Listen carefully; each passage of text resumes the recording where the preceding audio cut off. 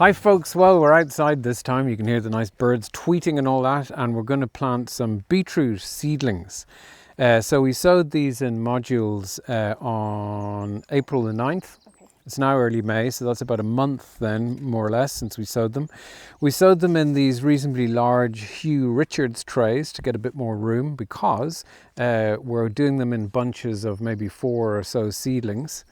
And we can see, if we look at the seedlings, what I want to end up is maybe 4 or 5, but like some of them, that's got 1, 2, 3, 4, 5, 6, 7 even, right? So we don't want that.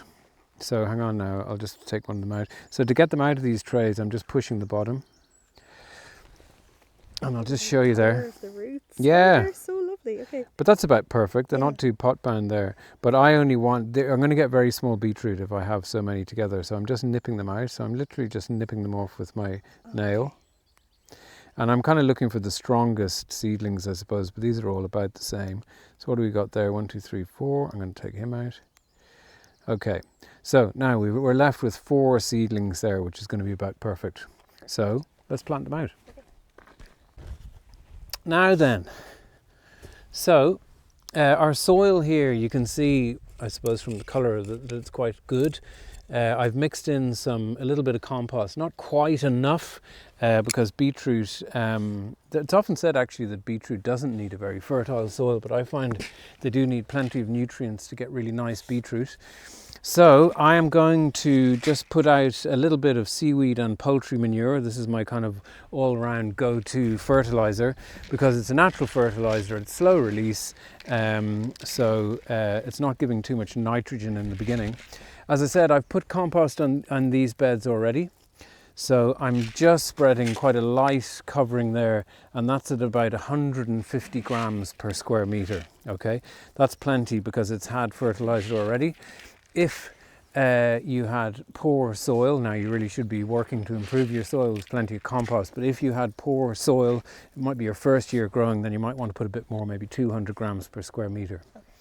Okay, so then our planting distances for our clumps of beetroot, as I said, we're going to be growing 4 beetroot together, is going to be about 35 centimetres between our little clumps of plants. So I'm just breaking up the soil a little bit and popping in our plug with all 4 beetroot in it. I'll just put in one more. We can see the remains of something. That's a bit of celery or something that was in there last year. And again, another little clump. I'm just firming in around the compost plug and finishing off. What's the colour? Okay, so are you planting them deeper or at the same level, or? Oh yeah, well, more or less with the same level as the compost, but do you see the way you've got the little long purpley pink stems? Yes. We can plant them just a little bit deeper so that the soil is just covering those stems. Okay, and then I'm like stuck record, but of course once you have your seedlings planted, then we just want to water them in. With the weather around here, they should be fine after this, but just to get the going, yeah. Now the only thing we do need to look out for, of course, are slugs.